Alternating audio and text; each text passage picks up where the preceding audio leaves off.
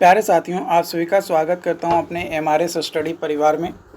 तो डियर, यहां पे मैं बात करने वाला हूं बिहार डीएलआरएस में आपका स्पेशल सर्वे अमीन जो कि 8,244 सीटों के लिए जो वैकेंसीज निकाली गई थी अप्रैल में, है ना। उसका जो है एग्ज़ाम जो है अगस्त में लिया गया और अगस्त में एग्ज़ाम लेने के बाद आपका 12 सितंबर को नोटिस आया कि आपका जो है आंसर की आएगा 13 सितंबर को, और 13 सितंबर को आप लोगों ने जो है अपना आंसर की चेक किया। उसके बाद 13 सितंबर को मैंने एक पोल करवाया था जिसमें मैंने आपको वादा किया था कि पोल के बाद जो रिस्पांस हमारे पास आएंगे उसके आधार पे आपको जो है मैं एक एक्सपेक्टेड कट ऑफ जो है मैं बताऊंगा। तो यहाँ पे मैंने जो है पोल करवाया कि आंसर्स की के बाद आपका लगभग कितना नंबर आ रहा है। तो उसके आधार पे यहाँ पे पोल में आप देख सकते हैं और कई सारे लोगों ने कमेंट भी किया है।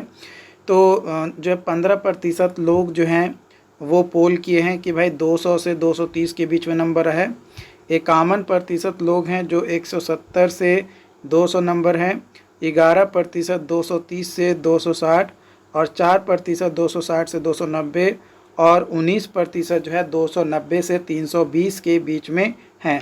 साथ ही मैंने बोला था कि जिनका और अलग है जो इस रेंज में नहीं दिया गया है ना, जिनका भी इस रेंज में नहीं दिया गया है वो जो है कमेंट बॉक्स में कमेंट करेंगे।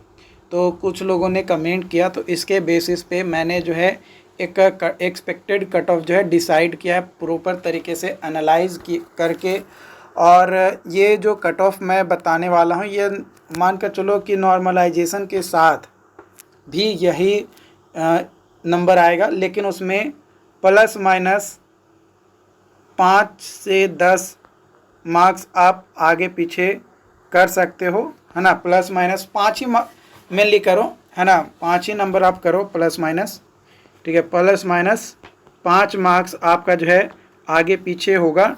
तो ये एक मैं रेंज बताने वाला हूँ कि उस रेंज के बीच में अगर आपका लाई कर रहा है अगर उस कैटेगरी में, तो डेफिनेटली आपका जो है सिलेक्शन होगा, है ना। 100% जो है आपका यहाँ पे सिलेक्शन करवाया जाएगा। तो चलिए पहले हम लोग जो है कट ऑफ देख लेते हैं। उसके बाद हम लोग जो है बात करेंगे कि कौन कौन से डॉक्यूमेंट आपको तैयार कर लेने हैं, है ना, क्योंकि डॉक्यूमेंट्स भी आपके लिए ज़रूरी है। आप मान कर चलिए कि आपका जो है 10 अक्टूबर तक, है ना, 10 अक्टूबर तक आपका जो है रिज़ल्ट पब्लिश कर दिया जाएगा, ठीक है। एकदम 100% आप मान कर चलिए कि 10 अक्टूबर तक आपका जो है रिज़ल्ट पब्लिश कर दिया जाएगा।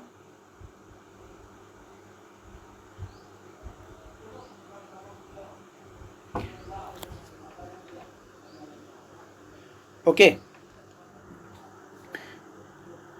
तो डियर, यहाँ पे हम लोग जो है कट ऑफ बात करेंगे, ठीक है। तो यूआर का कट ऑफ आप मान कर चलिए, ठीक है। यहाँ पे ये कलर नहीं, कलर मैं चेंज कर लेता हूँ।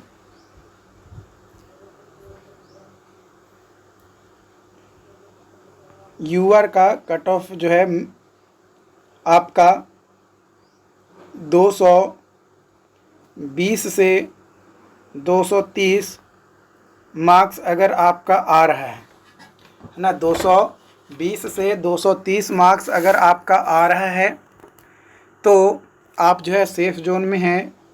यूआर फीमेल का अगर बात किया जाए, ये मेल है, यहाँ पे यूआर फीमेल अगर बात किया जाए तो इनका 200 से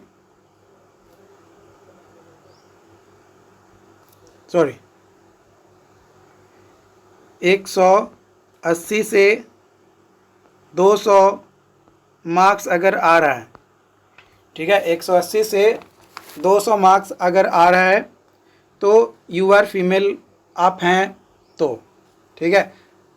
उसके बाद अगर यूआर में आप हैं और ईडब्ल्यूएस अगर आप बनवाए हुए हैं तो उस कंडीशन में आपका जो है 170 से 190 मार्क्स अगर आपका आ रहा है तो आपका डॉक्यूमेंट वेरिफिकेशन के लिए जो है बुलाया जा सकता है। यूआर ईडब्ल्यूएस भी हैं और साथ ही साथ फीमेल भी हैं, तो आपका जो है 160 से 175 मार्क्स अगर आपका आ रहा है या उससे ज़्यादा है तब तो अच्छी बात है, लेकिन इस रेंज में भी अगर आपका आ रहा है तो आपका 100% सिलेक्शन होगा। वही अगर बात किया जाए ओबीसी में BC2 का, है ना, ओबीसी में BC2 का, तो आपका जो है 205 से 215 मार्क्स, है ना, 205 से 215 मार्क्स अगर आपका आ रहा है तो आप जो है सेफ जोन में है। 100% आपको जो है डॉक्यूमेंट वेरिफिकेशन के लिए बुलाया जाएगा।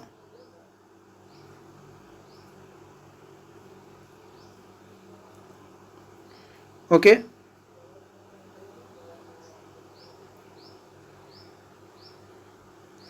उसके बाद OBC BC2 में है और फीमेल हैं, तो जैसा कि आपको पता है कि उसमें जो है फीमेल के लिए अलग से जो है सीट आपका दिया गया है OBC फीमेल के लिए।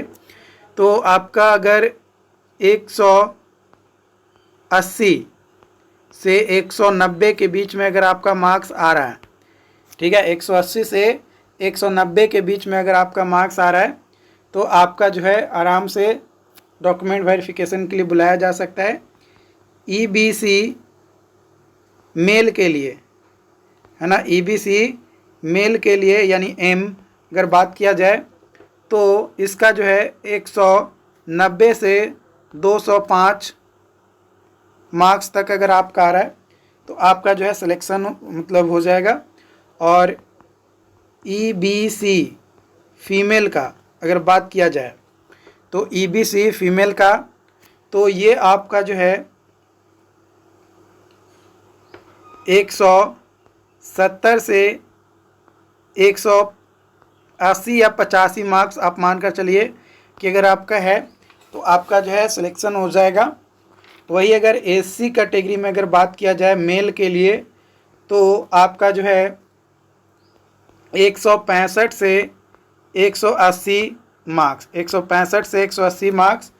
और SC फीमेल में है, SC फीमेल में है तो 150 से 165 मार्क्स अगर आपका आ रहा है तो 100% आपका जो है यहाँ पे डॉक्यूमेंट वेरिफिकेशन के लिए बुलाया जाएगा। कट ऑफ का मतलब यही है कि आपको डॉक्यूमेंट वेरिफिकेशन के लिए बुलाया जाएगा। उस कट ऑफ के बाद मतलब डॉक्यूमेंट वेरिफिकेशन होगा। डॉक्यूमेंट वेरिफिकेशन के बाद आपका सिलेक्शन होगा कि नहीं होगा वो फर्दर आपको जो है नोटिस दिया जाएगा, क्योंकि डॉक्यूमेंट वेरिफिकेशन में भी कई सारे लोग छटेंगे, कई सारे लोगों को कैंसिल किया जाएगा, तो ये चीज़ें। उसके बाद बात किया जाए ST का, तो ST का 160 से 180 मार्क्स अगर आपका है या इस रेंज में लाइक कर रहा है, ±5 नंबर आप मान कर चलिएगा।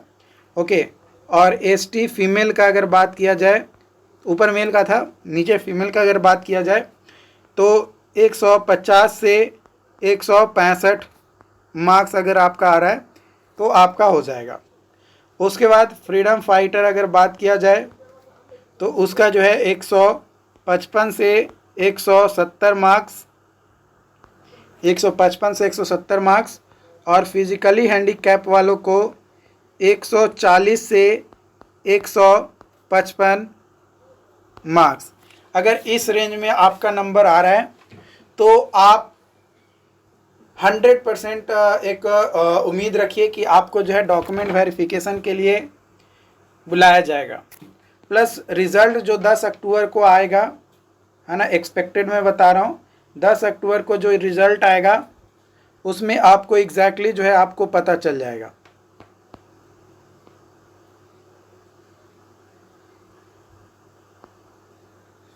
ठीक है, उसमें आपको पता चल जाएगा कि आपका जो है स्कोर कार्ड में, है ना, स्कोर कार्ड में आपका marks, exact marks with normalisation and rank, है ना, रैंक।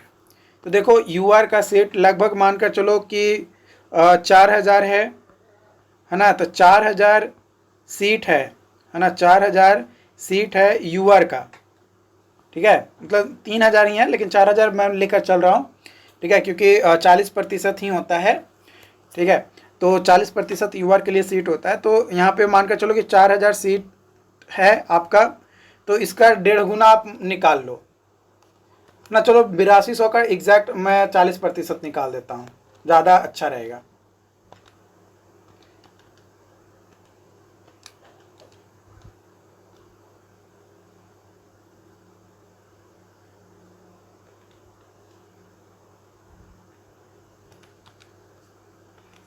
क्या तो आपका एग्जैक्ट सीट अगर बात किया जाए, इसको मिटा दो। अगर यूआर का एग्जैक्ट सीट बात किया जाए तो लगभग 3298 मतलब 3300 के आसपास सीट है। प्रोपेक्टस अभी मैं नहीं देखा हूँ, प्रोपेक्टस में मैं दिखाऊंगा, एग्जैक्ट आपको सीट पता चल जाएगा, ठीक है। तो यहाँ पे इसका जो है आपको 1.5 गुना कर देना है। 1.5 गुना जैसे आप कीजिएगा तो आपका जो है 4947 आप मान कर चलिए, है ना। 4947 यूआर रैंक अगर जिनका भी रहेगा तो यूआर रैंक से इतना रैंक तक जो है बुलाया जाएगा, ठीक है। यूआर रैंक से लगभग इतना रैंक तक आपको जो है डॉक्यूमेंट वेरिफिकेशन के लिए बुलाया जाएगा। अब इन डॉक्यूमेंट वेरिफिकेशन में ही आपको जो है कई सारे लोगों को छांटा जाएगा, तो लगभग छाट छाट के 4000 कर देगा। कितना कर देगा? छाट छाट के कितना कर देगा? 4000 कर देगा। अब उन 4000 में 3298 को पहले जो है फर्स्ट राउंड में क्या देगा? ज्वाइनिंग लेटर देगा कि भाई आप आओ ज्वाइन करो। उसमें से बाकी जो बच जाएंगे 800 वो लगभग वेटिंग में रहेंगे। कोई नहीं ज्वाइन करेगा तो उसको जो है फिर मौका दिया जाएगा। तो इस तरीके से प्रोसेस आपकी होती हैं और इस बार भी वही प्रोसेस आपको अपनाया जाएगा। ऑब्वियसली आपको पता होगा, है ना। चलिए अब लिस्ट ऑफ डॉक्यूमेंट्स हम लोग जो है देख लेते हैं। लिस्ट ऑफ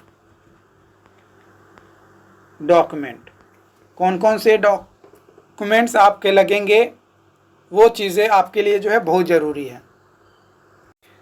तो देखिए अभी ये डॉक्यूमेंट का लिस्ट तो आपको दिया गया है ही प्रोपेक्टस में, है ना। प्रोपेक्टस में आपका डॉक्यूमेंट का लिस्ट दिया गया है। बट जब स्कोर कार्ड आएगा, स्कोर कार्ड के बाद जब डॉक्यूमेंट वेरिफिकेशन के लिए नोटिस आएंगी ना आपका, जिसमें आपका कट ऑफ दिया हुआ रहेगा, तो उसमें ना आपको जो है एग्जैक्ट, है ना, आपको एग्जैक्ट कौन कौन से डॉक्यूमेंट लाने हैं वो सारी चीज़ें मेंशन रहेगी। लेकिन इसमें जो डॉक्यूमेंट दिया गया है वो तो आपका रहेगा ही रहेगा। जैसे यहाँ पे आपको जो है पहला डॉक्यूमेंट जो है मैट्रिक का मार्कशीट, सर्टिफिकेट और एडमिट कार्ड। मार्कशीट, सर्टिफिकेट और एडमिट कार्ड मैट्रिक का आप चाहे जिस भी बोर्ड से हो, सीबीएसई बोर्ड हो, बिहार बोर्ड हो या आईसीएसई बोर्ड हो, जिस भी बोर्ड से हो उसका। फिर आपने बीटेक या डिप्लोमा जो भी कोर्स के लिए आपने फॉर्म फिलअप किया है या ग्रेजुएशन पे आपने फॉर्म फिलअप किया है, तो ग्रेजुएशन पे जो लोग फॉर्म फिलअप किए होंगे उनको जो है 10th का, 12th का और ग्रेजुएशन का तीनों का चाहिए, ठीक है, जो क्लर्क के लिए हैं।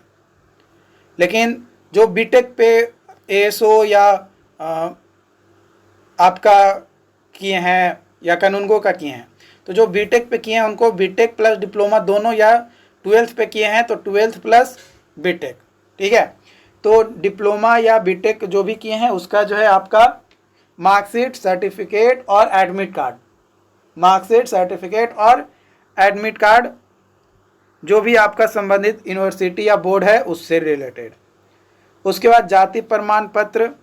जाति प्रमाण पत्र में यहाँ पे बोला गया है कि जो लोग नॉन क्रीमी लेयर में हैं, है ना, यानी जो ओबीसी के हैं, उनका जो है चालू वित्तीय वर्ष में अस्थायी निवास के अंचलाधिकारी द्वारा निर्गत होना चाहिए, ठीक है। यानी ओबीसी करेंट वाला आपका होना चाहिए, ये यहाँ पे जो है बोला गया है।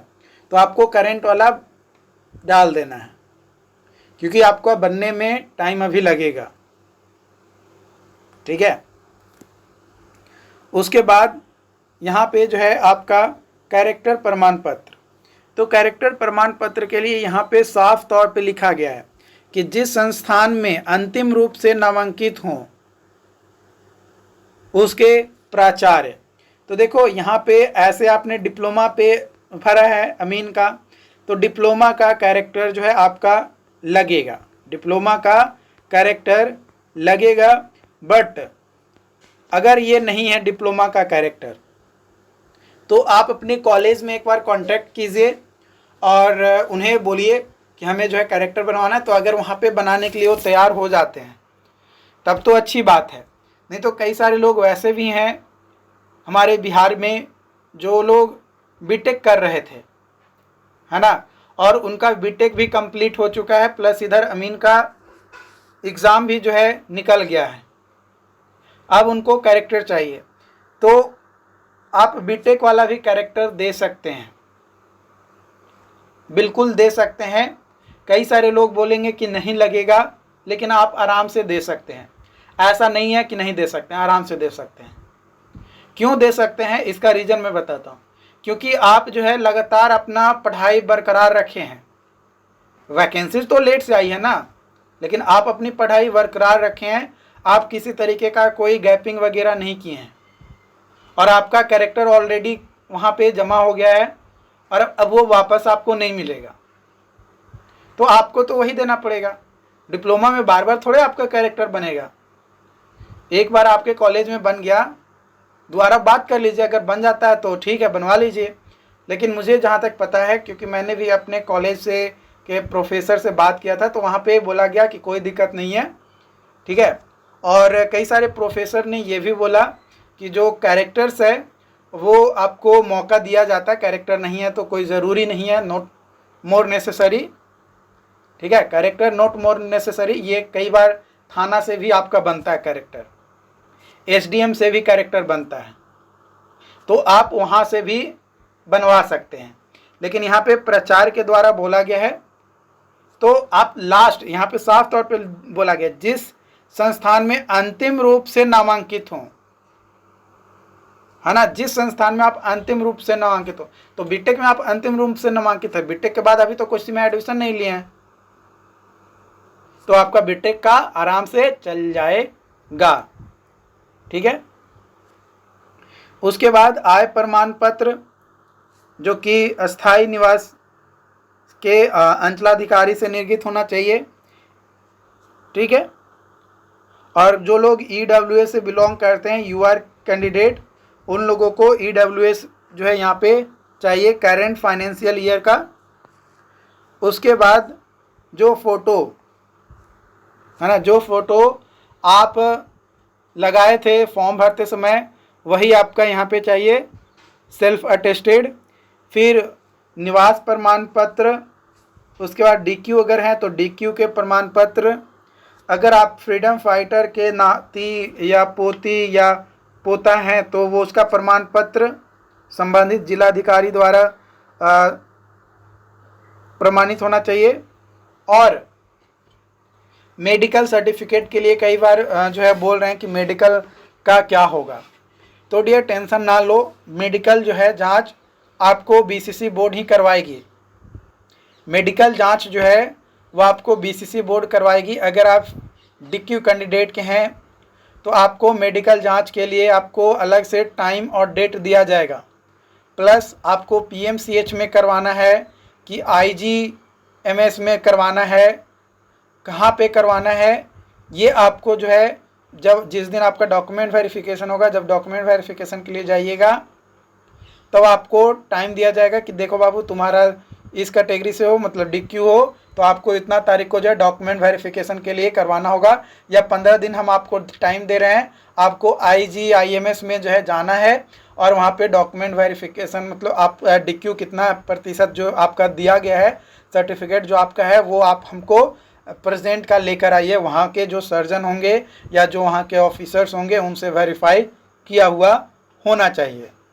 तो या तो पीएमसीएच या बहुत ज़्यादा लोग हो जाते हैं तो अलग अलग डिस्ट्रिक्ट वाइज भी जो है आपको दिया जाता है ना। या जैसे अमीन के लिए जो 2019 में निकला था तो उसमें जो है आईजीएमएस, वैशाली, भागलपुर, आपका मुजफ्फरपुर, पटना में IGMS, अलग अलग हॉस्पिटल में जो है आपको दिया गया था, ताकि आपके सुविधा के अनुसार कि ज़्यादा भीड़ ना हो और आसानी से लोग जो है वहाँ पे अपना सर्टिफिकेट को वेरीफाई करवा सकें। ठीक है, तो इस तरीके की चीज़ें हैं। तो मेडिकल के लिए टेंशन ना लो, मेडिकल के लिए आपको जो है टाइम दिया जाएगा। इसीलिए तो कि मेडिकल फाइनल जो मेरिट लिस्ट होता है, डॉक्यूमेंट वेरिफिकेशन के बाद भी उसको आने में टाइम लग जाता है। क्यों आ जाता है? उसका रीज़न यही है, मेडिकल सर्टिफिकेट, क्योंकि ये करने में थोड़ा टाइम लग जाता है और इन लोग जब तक जमा नहीं करेंगे, जब तक आगे की चीज़ें दी नहीं जाएगी। और कई बार अगर दे भी दिया जाता है तो DQ के सीट को जो है क्या कर दिया जाता है, रिजर्व करके रखा जाता है कि भाई इतना DQ का है, जिसको डेडलाइन इतना दिए हैं, इतना तारीख तक उसको जमा करने का लास्ट अंतिम है, उस समय अगर नहीं जमा करेगा तब इसको जो है आगे फर्दर जो है प्रोसीड किया जाएगा। कई सारे लोग कमेंट करते हैं कि वीडियोस में मिसलीड मत करो। तो भाई मैं किसी को मिसलीड नहीं कर रहा हूँ। अगर हमारी इन्फॉर्मेशन अगर आपको अच्छा नहीं लगता है, आप छोड़कर जा सकते हो, बट मैं मानता हूँ कि जो भी इन्फॉर्मेशन मैं दे रहा हूँ वो 100% वेरीफाई करके और लोगों से जांच पड़ताल करने के बाद ही जो है आप लोगों के साथ शेयर करता हूँ। ओके, बाकी अगर कोई और सवाल रहता है तो आप हमें ज़रूर बताइएगा। और जो कट ऑफ मैंने बोला, उस कट ऑफ में 5+5 नंबर प्लस माइनस आप जो है कर लीजिएगा, क्योंकि वो ज़रूरी है। क्योंकि कभी भी एग्जैक्ट कट ऑफ बोर्ड ही जारी कर सकते हैं, हम तो एक्सपेक्ट ही कर सकते हैं कि कितना आपका जाएगा। Okay, then thank you.